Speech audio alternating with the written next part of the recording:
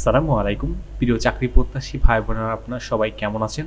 আজকে আমরা আমাদের এই ভিডিওতে এসকেএফ ফাউন্ডেশন থেকে প্রকাশিত হওয়া নতুন একটি নিয়োগ বিজ্ঞপ্তি সংক্রান্ত সকল বিষয় বিস্তারিত আলোচনা করব। আপনি এই ভিডিওর মাধ্যমে জানতে পারবেন আপনি কিভাবে আবেদন করবেন, আবেদন করার শিক্ষাগত যোগ্যতা, সমস্ত বিষয় A to Z আপনি এই ভিডিওর মাধ্যমে জানতে পারবেন। চলুন আমরা কথা না বাড়িয়ে মূল ভিডিওতে প্রবেশ করি।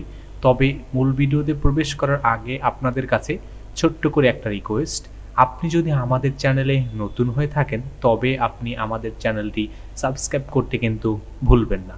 তারা এই নিয়োগ বিজ্ঞপ্তিটি তাদের নিজস্ব ওয়েবসাইট থেকেই প্রকাশিত করেছে। এখানে কিন্তু আপনারা দেখতে পাচ্ছেন যে তারা কিন্তু মূলত অনেকগুলো পদেই তারা নিয়োগ বিজ্ঞপ্তি প্রকাশিত করেছে। এখানে কিন্তু আপনারা যারা আবেদন করবেন তারা কিন্তু আগামী 30 সেপ্টেম্বর 2024 তারিখের মধ্যে কিন্তু আপনাদেরকে আবেদন করতে হবে।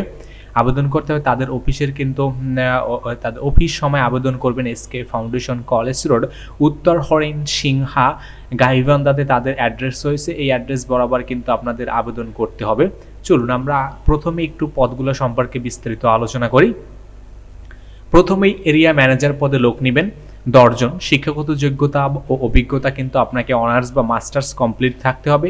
পাশাপাশি যে কোনো ঋণ কার্যক্রম এমন কোনো প্রতিষ্ঠানের সাথে আপনাকে কিন্তু 5 বছরের কাজ করার অভিজ্ঞতা থাকতে হবে এবং রিপোর্টিংয়ে দক্ষ হতে হবে। মোটরসাইকেল চালানোতে সক্ষম এবং বৈধ ড্রাইভিং লাইসেন্স আপনাকে থাকতে হবে। বেতন কিন্তু আপনার ট্রেনিং পিরিয়ডের সময় তারা 38,000 টাকা নির্ধারণ করবে। ট্রেনিং পিরিয়ডের শেষে আপনার বেতন তারা 37,700 টাকা নির্ধারণ করেছে। পাশাপাশি আপনাকে মোবাইল ভাতা 1000, জ্বালানি ভাতা 3,500 টাকা আপনি পাবেন। এছাড়া কিন্তু অন্যান্য সুযোগ সুবিধা আরও আছে আপনার। সহকারী ব্রাঞ্চ ম্যানেজার পদে তারা কিন্তু 50 জন লোক নেবে। শিক্ষাগত যোগ্যতা ও অভিজ্ঞতা কিন্তু এখানে মাস্টার্স পাস চাওয়া হয়েছে। যে কোনো এনজিওতে কিন্তু ঋণ কার্যক্রমে মাঠ পর্যায়ে কমপক্ষে 2 বছর কাজ করার বাস্তব অভিজ্ঞতা, সর্বনিম্ন বয়স কিন্তু আপনাকে 25 বছর হতে হবে। মাসিক বেতন তারা নির্ধারণ করেছে ট্রেনিং পিরিয়ডের সময় 25,970 টাকা। ট্রেনিং পিরিয়ড শেষে তারা বেতন নির্ধারণ করেছে 28,828 টাকা। এর সাথে আপনি কিন্তু দূরত্ব ভাতা, অবসর ভাতা এবং অন্যান্য সুযোগ সুবিধাগুলো কিন্তু আপনি পাবেন। তৃতীয় পদ হলো ফিল্ড অফিসার পদে কিন্তু তারা মূলত 100 জন লোক নেবেন। শিক্ষাগত যোগ্যতা অভিজ্ঞতা যে কোনো বিষয় মাস্টার্স। আপনাকে কিন্তু অবশ্যই যে কোনো প্রতিষ্ঠানে কমপক্ষে 1 থেকে 2 বছরের এই ধরনের ঋণ কার্যক্রম রিলেটেড কাজ করার মতন কিন্তু বাস্তব অভিজ্ঞতা থাকতে হবে। সর্বনিম্ন বয়স কিন্তু তারা 25 বছর নির্ধারণ করেছেন। আপনার বেতন স্কেল ট্রেনিং পিরিয়ডের সময় 20,930 টাকা ধরা হবে। ট্রেনিং পিরিয়ডের শেষে আপনার বেতন 26,660 টাকা নির্ধারণ করা হবে। পাশাপাশি কিন্তু আপনি অন্যান্য সকল ধরনের সুযোগ সুবিধাগুলো পাবেন এবং আপনি সংশ্লিষ্ট কাজের যারা অভিজ্ঞতা আছে তারা কিন্তু এখানে একটু সুযোগ সুবিধা বেশি পাবেন। ফিল্ড অফিসার হিসাবে কিন্তু তারা হিসাবরক্ষক হিসাবে তারা কিন্তু মূলত 25 জন লোক নেবেন। এখানে কিন্তু তারা অনার্স বা মাস্টার্স হলেই কিন্তু আপনি আবেদন করতে পারবেন। পাশাপাশি আপনাকে কিন্তু এ ধরনের ঋণ কার্যক্রম প্রতিষ্ঠায় 2 থেকে 3 বছরের কাজ করার অভিজ্ঞতা, সফটওয়্যার চালানো, রিপোর্টিং ও কম্পিউটার চালানোতে আপনাকে কিন্তু ভালো দক্ষ হতে হবে। সর্বনিম্ন বয়স 25 বছর। বেতন ভাতা দক্ষতা ও যোগ্যতার উপর ভিত্তি করে আপনার বেতন ভাতা হবে কিন্তু 26,600 টাকা নির্ধারণ করা হয়েছে। এছাড়াও আপনি দূরত্ব ভাতা, অবসর ভাতা এবং বিভিন্ন ধরনের ভাতা কিন্তু আপনি পাবেন।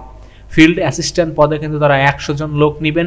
শিক্ষাগত যোগ্যতা অভিজ্ঞতা কিন্তু অনার্স ও ডিগ্রি পাস এবং যে কোনো এনজিওতে মাঠ পর্যায়ে কাজ করার 1 থেকে 2 বছরের অভিজ্ঞতা এবং সর্বনিম্ন কিন্তু 25 বছর নির্ধারণ করা হয়েছে। বেতন স্কেল এখানে আপনার ট্রেনিং পিরিয়ডের সময় 18,880 টাকা নির্ধারণ করা হয়েছে এবং ট্রেনিং পিরিয়ডের শেষে 24,860 টাকা নির্ধারণ করা হয়েছে। পাশাপাশি আপনি অন্যান্য সুযোগ সুবিধা কিন্তু পেয়ে থাকবেন। তবে আপনাদের যাদের এই ধরনের ফিল্ড অফিসারে কাজ করার অভিজ্ঞতা নেই কিন্তু আপনার কমিউনিকেশন স্কিল ভালো আছে এবং আপনি এই ধরনের কাজে আগ্রহী, তারাও কিন্তু চাইলে ফিল্ড অ্যাসিস্ট্যান্ট পদে আবেদন করতে পারেন। এছাড়াও সপ্তাহে কিন্তু আপনি 2 দিন ছুটি পাবেন।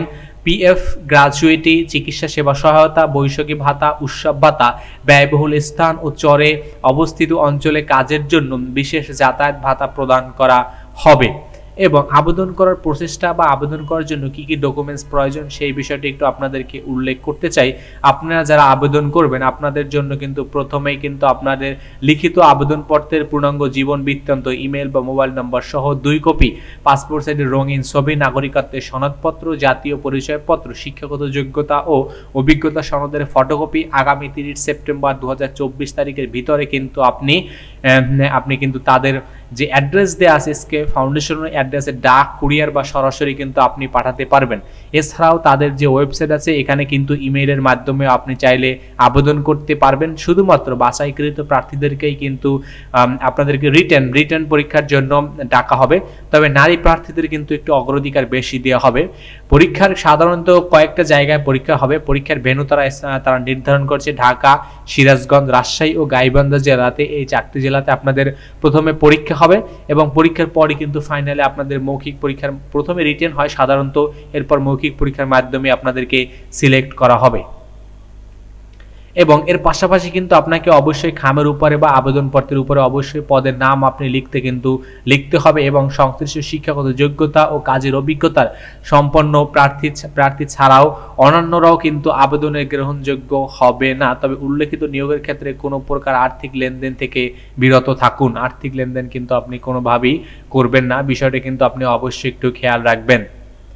তো ধন্যবাদ আপনাদেরকে এতক্ষণ আমাদের সাথে থাকার জন্য। আর আপনি এখনো যদি আমাদের চ্যানেলটি সাবস্ক্রাইব করে না থাকেন তবে আমাদের চ্যানেলটি সাবস্ক্রাইব করতে কিন্তু ভুলবেন না। আপনারা অনেকেই এই ধরনের প্রশ্ন করেন থাকেন যে এই নিউজটা আসলে ফেক না রিয়েল, এটা দেখানোর জন্য আপনি এসকেএফ এর যে মূল যে ওয়েবসাইটে চলে আসবেন। এখানে আসলেই কিন্তু দেখতে পাবেন যে বর্তমান প্রকাশিত যে নিয়োগ বিজ্ঞপ্তিটি এখানে কিন্তু আপনি দেখতে পাচ্ছেন।